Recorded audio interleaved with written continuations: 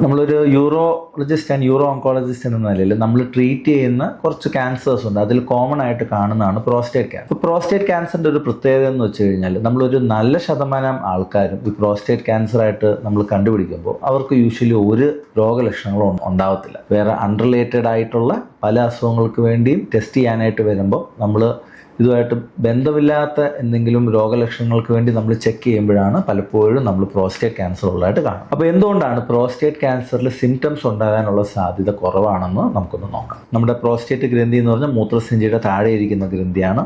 അതിൻ്റെ നടുവിലൂടെയാണ് മൂത്രനാളി ഇറങ്ങി വരുന്നത്. അപ്പോൾ പ്രോസ്റ്റേറ്റിൻ്റെ എൻലാർജ്മെൻ്റ് ഉണ്ടാകുമ്പോൾ ഈ നടുക്കൂടെ ഇറങ്ങി വരുന്ന മൂത്രനാളിയെ അത് ഞെക്കും. അതുകൊണ്ട് നമുക്ക് മൂത്രം ഒഴിക്കുമ്പം അതിൻ്റേതായിട്ടുള്ള കുറച്ച് വ്യത്യാസങ്ങൾ ഉണ്ടാകും. അപ്പം നമ്മൾ ഓർക്കേണ്ട ഒരു കാര്യം എന്ന് പറഞ്ഞാൽ ഈ മൂത്രനാളിയെ ഞെക്കുന്ന പ്രോസ്റ്റേറ്റിക് എൻലാർജ്മെൻറ്റ് അത് മിക്കവാറും നോൺ ക്യാൻസറസ് ആയിട്ടുള്ള എൻലാർജ്മെൻ്റ് ആണ്. അതേസമയം നമുക്ക് എല്ലാവരും പേടിക്കുന്ന പ്രോസ്റ്റേറ്റ് ക്യാൻസറിൻ്റെ എന്തെങ്കിലും രോഗം ഉണ്ടെങ്കിൽ അതിൻ്റെ അകത്ത് ഈ മുഴ ഉണ്ടാകുന്നത് പ്രോസ്റ്റേറ്റിൻ്റെ ഔട്ടർ ഭാഗങ്ങളായിരിക്കും. എന്ന് വെച്ചാൽ പ്രോസ്റ്റേറ്റിൻ്റെ പുറത്തായിരിക്കും. ഈ പ്രോസ്റ്റേറ്റിൻ്റെ പുറത്തായതുകൊണ്ട് തന്നെ അത് നമ്മുടെ മൂത്രനാളിയിൽ നിന്ന് കുറച്ച് മാറിയാണ് ഇരിക്കുന്നത്. അപ്പം അവിടെ ഒരു ഗ്രോത്ത് വളർന്നാൽ പോലും അത് മൂത്രനാളിയെ അമക്കാനോ അതുകൊണ്ട് തന്നെ മൂത്രം ഒഴിക്കുമ്പോൾ അതിലൊരു വ്യത്യാസം ഉണ്ടാകാനോ ഉള്ള സാധ്യത കുറവാണ്. അതുകൊണ്ട് തന്നെ ഈ പുറത്തായതുകൊണ്ട് തന്നെ അതിൽ ഏർലി ആയിട്ട് എന്ന് വെച്ചാൽ നമ്മുടെ ഈ പ്രോസ്റ്റേറ്റ് ഗ്രന്ഥിയിൽ ഒരു പ്രോസ്റ്റേറ്റിൻ്റെ ക്യാൻസർ ഉണ്ടായി അത് വളർന്നു വരുമ്പോൾ അത് തുടക്കകാലങ്ങളിൽ ഒരു രോഗലക്ഷണം ഉണ്ടാക്കത്തില്ല. പിന്നീട് അത് വളർന്ന് വലുതായി കഴിയുമ്പോൾ എന്ന് വെച്ചാൽ ഒരു പ്രോസ്റ്റേറ്റിൻ്റെ ഒരു മൂലയിൽ നിന്ന് തുടങ്ങി ഇത് വളർന്ന് പ്രോസ്റ്റേറ്റിൻ്റെ മുഴുവൻ ഭാഗവും ഇത് ക്യാൻസർ കൊണ്ട് നിറഞ്ഞു കഴിഞ്ഞാൽ അല്ലെങ്കിൽ അത് അവിടുന്ന് വളർന്ന് ശരീരത്തിൻ്റെ മറ്റു ഭാഗങ്ങളിലോട്ട് സ്പ്രെഡ് ചെയ്ത് കഴിഞ്ഞാലാണ് സാധാരണ പ്രോസ്റ്റേറ്റ് ക്യാൻസർ കൊണ്ട് സിംറ്റംസ് ഉണ്ടാകുന്ന സിംറ്റംസ് എന്തൊക്കെയാണെന്ന് വെച്ചാൽ നമുക്ക് ചിലപ്പോൾ പ്രോസ്റ്റേറ്റ് ഗ്രന്ഥിയിൽ ഇത് വളർന്നു കഴിയുമ്പോൾ ചിലപ്പോൾ പ്രോസ്റ്റേറ്റ് ഗ്രന്ഥിയിൽ നിന്ന് ബ്ലീഡിങ് ഉണ്ടാകാം. പിന്നെ ഉള്ളത് ഇത് വളർന്ന് ചിലപ്പോൾ നമ്മുടെ കിഡ്നിയിൽ നിന്ന് മൂത്രസഞ്ചിയിലോട്ട് യൂറിൻ കൊണ്ടുപോകുന്ന ട്യൂബുകൾ യൂറിറ്ററിനെ അത് തടസ്സം ഉണ്ടാക്കുകയും നമുക്ക് ശരീരത്തിലേക്ക് നീരുണ്ടാവുകയും ചെയ്യാം. മൂത്രത്തിൻ്റെ അളവ് മൊത്തത്തിൽ ഉണ്ടാകുന്നത് കുറയാം. പിന്നെ ഉള്ളത് നമുക്ക് ഈ ക്യാൻസർ ശരീരത്തിലെ മറ്റു ഭാഗങ്ങളിലോട്ട് സ്പ്രെഡ് ചെയ്ത് കഴിയുമ്പോൾ കോമൺ ആയിട്ട് സ്പ്രെഡ് ആവുന്നത് നമ്മുടെ എല്ലുകളിലോട്ടൊക്കെ സ്പ്രെഡ് ആയി കഴിയുമ്പോൾ ബാക്ക് പെയിൻ പുറം വേദനയൊക്കെ ഉണ്ടാകാനുള്ളൊരു സാധ്യതയുണ്ട്. പിന്നെ ചില ആൾക്കാരിൽ നമുക്ക് ഈ പ്രോസ്റ്റേറ്റ് ക്യാൻസർ വളർന്നു കഴിയുമ്പോൾ ചിലപ്പം നമ്മുടെ ബീജത്തിൻ്റെ അകത്ത് രക്തം വരാനുള്ള സാധ്യതയുണ്ട്. അതുപോലെ തന്നെ ചിലപ്പോൾ നമ്മുടെ ഈ മൂത്രം കൺട്രോൾ ചെയ്യുന്ന മസിൽസിലോട്ടൊക്കെ ഈ ക്യാൻസർ സ്പ്രെഡ് ചെയ്ത് കഴിഞ്ഞാൽ ചിലപ്പം മൂത്രത്തിൻ്റെ കൺട്രോളിലൊക്കെ പ്രശ്നങ്ങൾ വരാനും സാധ്യതയുണ്ട്. ഇതൊക്കെയാണ് കോമൺ ആയിട്ട് ഉണ്ടാകുന്ന പ്രോസ്റ്റേറ്റ് ക്യാൻസറിൻ്റെ സയൻസ്. പക്ഷെ ഞാൻ നേരത്തെ പറഞ്ഞ പോലെ പ്രോസ്റ്റേറ്റ് ക്യാൻസർ കാരണം ഉണ്ടാകുന്ന രോഗലക്ഷണങ്ങൾ വളരെ ലേറ്റ് സ്റ്റേജസിലാണ് നമ്മൾ കാണാറ്. അല്ലാതെ ഏർലി സ്റ്റേജസിൽ അങ്ങനെ കാണാറില്ല. ഏർലി സ്റ്റേജസിൽ പ്രോസ്റ്റേറ്റ് ക്യാൻസർ യൂഷ്വലി അസിംപ്റ്റമാറ്റിക് എന്ന് തന്നെ പറയാം നമുക്ക്. അപ്പം നമുക്ക് നേരത്തെ പറഞ്ഞ പോലെ പ്രോസ്റ്റേറ്റ് ക്യാൻസറിന് രോഗലക്ഷണങ്ങൾ ഇല്ലാത്തത് കൊണ്ട് നമുക്ക് അത് കണ്ടുപിടിക്കാനായിട്ട് വേറെ മാർഗങ്ങളുണ്ട്. അപ്പോൾ ഏറ്റവും കോമൺ ആയിട്ട് രണ്ട് കാര്യങ്ങളാണ് നമ്മൾ ചെയ്യുന്നത്. ഒന്ന്, നിങ്ങളൊരു 40-50 വയസ്സിന് ശേഷം ഒരു യൂറോളജിസ്റ്റിനെ കാണുകയാണെങ്കിൽ തീർച്ചയായും യൂറോളജിസ്റ്റ് എപ്പോഴും ഒരു മലദ്വാര പരിശോധന നടത്തും. എന്ന് വെച്ചാൽ ഡിജിറ്റൽ റെക്ടൽ എക്സാമിനേഷൻ എന്ന് പറയും. ഈ മലദ്വാര പരിശോധന നടത്തുമ്പം ചിലപ്പോൾ ഈ പ്രോസ്റ്റേറ്റ് ഗ്രന്ഥിക്കകത്ത് മുഴകളോ അല്ലെങ്കിൽ കല്ലിപ്പോ ഹാർഡായിട്ടുള്ള ഏരിയയോ ഫീൽ ചെയ്തെന്നിരിക്കാം ഡോക്ടറിന്. അങ്ങനെ ഫീൽ ചെയ്ത് കഴിഞ്ഞാൽ ഡോക്ടർ ചിലപ്പം വേറെ ക്യാൻസർ ഉണ്ടോ എന്നുള്ള ടെസ്റ്റുകളൊക്കെ ചെക്ക് ചെയ്തെന്നിരിക്കും. പിന്നെ വളരെ എളുപ്പത്തിൽ എല്ലാ സ്ഥലത്തും വളരെ ചെയ്യുന്ന ബാക്കി ഏത് ഡോക്ടർമാരെ കണ്ടാൽ അല്ലെങ്കിൽ ഹെൽത്ത് ചെക്കപ്പ് അങ്ങനെയൊക്കെ എല്ലാത്തിൻ്റെ അകത്തും ഉള്ളതാണ്.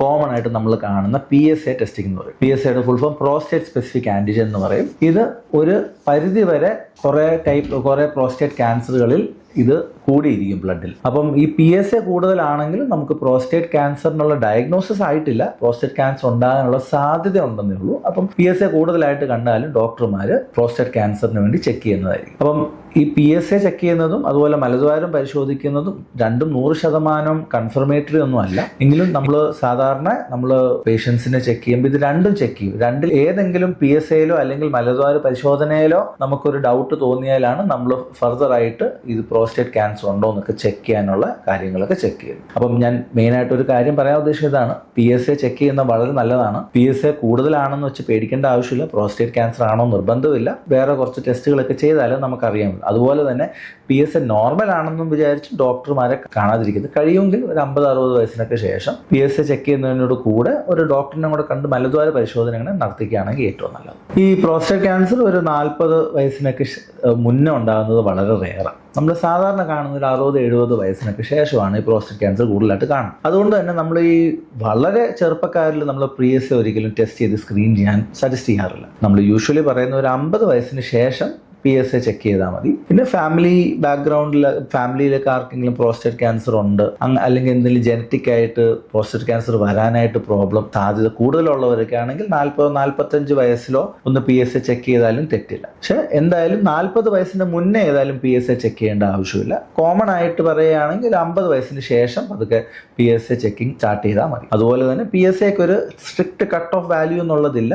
PSA ചെക്ക് ചെയ്ത് കഴിയുമ്പോൾ കഴിയുന്ന ഒരു യൂറോളജിസ്റ്റിനെ കാണിക്കുക. കാരണം PSA ഇന്നൊരു ലെവലിന്റെ താഴെയാണെങ്കിൽ ക്യാൻസർ വരത്തില്ല, അല്ലെങ്കിൽ ഇന്നൊരു ലെവലിന്റെ മേളിലാണെങ്കിൽ ക്യാൻസർ 100% വരും, അങ്ങനെയൊന്നും നമുക്ക് പറയാൻ പറ്റത്തില്ല. അതാ പേഷ്യന്റിന്റെ ഏജ്, പ്രോസ്റ്റേറ്റിന്റെ വലിപ്പം, അങ്ങനെ കുറെ കാര്യങ്ങൾ മനസ്സിൽ കാൽക്കുലേറ്റ് ചെയ്തിട്ടാണ് നമ്മൾ ഇത് ഫർദർ ആയിട്ട് ടെസ്റ്റ് ചെയ്യണോ വേണ്ടയോ എന്നുള്ള ചെക്കിങ് ചെയ്യാറ്. ഇപ്പം കഴിയുന്നതും അങ്ങനത്തെ കാര്യങ്ങൾ സ്വന്തമായിട്ടൊരു തീരുമാനം എടുക്കാതിരിക്കുക. അതിന് ക്വാളിഫൈഡ് ആയിട്ടുള്ളൊരു യൂറോളജിസ്റ്റിനെ, യൂറോ ഓങ്കോളജിസ്റ്റിനെ കാണിക്കുകയാണെങ്കിൽ ഏറ്റവും നല്ലത്. അപ്പോൾ നമ്മൾ PSA ചെക്ക് ചെയ്ത് കഴിയുമ്പോൾ നമുക്ക് പ്രോസ്റ്റേറ്റ് ക്യാൻസർ ഉണ്ടോ എന്നുള്ളൊരു സംശയം ഉണ്ടെങ്കിൽ നമ്മൾ സാധാരണ ചെയ്യുന്നതെന്ന് വെച്ചാൽ പ്രോസ്റ്റേറ്റ് ഗ്രന്ഥിയുടെ ഉള്ളിൽ എന്താണ് നടക്കുന്നതെന്ന് നമ്മളൊന്ന് സ്കാൻ ചെയ്ത് നോക്കും. സാധാരണ ചെയ്യുന്ന അൾട്രാസൗണ്ടിലോ CTയിലോ ഇതിൻ്റെ പ്രോസ്റ്റേറ്റ് ഗ്രന്ഥിക്ക് ഉള്ളിൽ എന്ത് നടക്കുന്നു എന്നുള്ള പറയാനുള്ള ശേഷിയില്ല. അതുകൊണ്ട് നമ്മൾ ഏറ്റവും ക്ലാരിറ്റിയുള്ള മൾട്ടി പാരാമെട്രിക് MRI ആണ് നമ്മൾ ചെയ്യാറ്. അതും കഴിയുന്നതും 3 ടെസ്ല അതിൻ്റെ ഈ MRIയുടെ മാഗ്നറ്റിക് പവറാണ്. ആ 3 ടെസ്ല ആയിട്ടുള്ള MRI കഴിയുമെങ്കിൽ ചെയ്യുകയാണ് ചെയ്യാറ്. അതിൻ്റെ അകത്ത് നമുക്ക് ക്യാൻസർ ഉണ്ടാകാൻ സംശയമുള്ള ടൈപ്പ് എന്തെങ്കിലും മുഴ കാണുകയാണെങ്കിൽ നമ്മൾ അതിൽ നിന്നൊരു ബയോപ്സി എടുക്കും. ആ ബയോപ്സിയാണ് നമുക്ക് ഫൈനലായിട്ടൊരു ഡയഗ്നോസിസ് തരുന്നത്, ഇതിൻ്റെ അകത്ത് ക്യാൻസർ ഉണ്ടോ ഇല്ലയോ. ക്യാൻസർ ഉള്ളതായിട്ട് നമ്മൾ ഈ ബയോപ്സിയിൽ തെളിയുകയാണെങ്കിൽ നമ്മൾ അത് വേറെ എവിടെയെങ്കിലും ഉണ്ടോ എന്നുള്ളത് നോക്കാൻ വേണ്ടി നമ്മൾ ഒന്നെങ്കിൽ CT സ്കാനോ ബോൺ സ്കാനോ എടുക്കും, അല്ലെങ്കിൽ നമ്മളൊരു PET സ്കാൻ. ഇതോടുകൂടി ഈ PET സ്കാൻ എടുക്കുന്നതോടുകൂടി ഏകദേശം നമ്മുടെ ഈ ക്യാൻസറിൻ്റെ സ്റ്റേജിങ് കംപ്ലീറ്റ് ആവും. അത് കഴിഞ്ഞിട്ടായിരിക്കും നമ്മൾ ആ സ്റ്റേജ് അനുസരിച്ചായിരിക്കും ചികിത്സ സ്റ്റാർട്ട് ചെയ്യുന്നത്. അപ്പം ഏറ്റവും കൂടുതൽ നമുക്ക് തെറ്റിദ്ധാരണകൾ പേഷ്യൻ്റ് ഉണ്ടാവുന്നതെന്ന് വെച്ച് കഴിഞ്ഞാൽ, ഒന്ന് ഈ PSA ലെവല് നമ്മൾ കണ്ടുപിടിച്ച് കഴിഞ്ഞാൽ കൂടുതലാണെന്ന് കണ്ടുപിടിച്ച് അത് ക്യാൻസർ ആയി എന്നുള്ളതാണ്. അങ്ങനെയല്ല, അത് തീർച്ചയായും ഒരു തെറ്റിദ്ധാരണയാണ്. നമുക്ക് പല കാരണങ്ങൾ കൊണ്ടും PSA ലെവൽ കൂടാം. അപ്പം നമുക്ക് ഏറ്റവും കോമൺ ആയിട്ട് പേഷ്യൻസിൻ്റെ നമുക്ക് മനസ്സിലാക്കുന്ന തെറ്റിദ്ധാരണകൾ രണ്ടാണ്. ഒന്ന് വെച്ചാൽ നമുക്ക് രോഗലക്ഷണം ഇല്ലല്ലോ അതുകൊണ്ട് അസുഖമില്ല, അങ്ങനെയല്ല. രോഗലക്ഷണങ്ങളില്ല എന്ന് വെച്ചുകൊണ്ട് അസുഖം ഉണ്ടാവണമെന്ന് ഇല്ല എന്ന് നമുക്ക് പറയാൻ പറ്റത്തില്ല. അത് ഞാൻ പറഞ്ഞില്ല, ചില ഏർലി സ്റ്റേജ് ആയിട്ടുള്ള പ്രോസ്റ്റേറ്റ് ക്യാൻസറിൽ തീർത്തും രോഗലക്ഷണങ്ങളൊന്നും ഉണ്ടായിരിക്കുകയില്ല. പിന്നെ രണ്ടാമത്തെ ഒരു മിത്ത് എന്ന് പറഞ്ഞു കഴിഞ്ഞാൽ PSA കൂടുതലാണെങ്കിൽ അത് ഉടനെ പ്രോസ്റ്റേറ്റ് ക്യാൻസർ ആണെന്നാണ്. അല്ല, അങ്ങനെയല്ല. PSA കൂടുന്നത് പല കാരണങ്ങൾ വരാം. പ്രോസ്റ്റേറ്റിൻ്റെ ചെറിയ ഇൻഫെക്ഷനൊക്കെ ഉണ്ടെങ്കിലും PSA കൂടാം, ക്യാൻസർ ആകണമെന്ന് നിർബന്ധമില്ല. അപ്പോൾ PSA കൂടിയെന്ന് വെച്ച് നമ്മൾ ടെൻഷൻ അടിക്കേണ്ട കാര്യമില്ല. അത് പക്ഷെ ഒന്ന് പരിശോധിച്ച് നോക്കുക, ക്യാൻസർ ഇല്ല എന്നുള്ളത് ഡോക്ടറിനെ കണ്ട് ഉറപ്പാക്കുക. ഇതാണ്.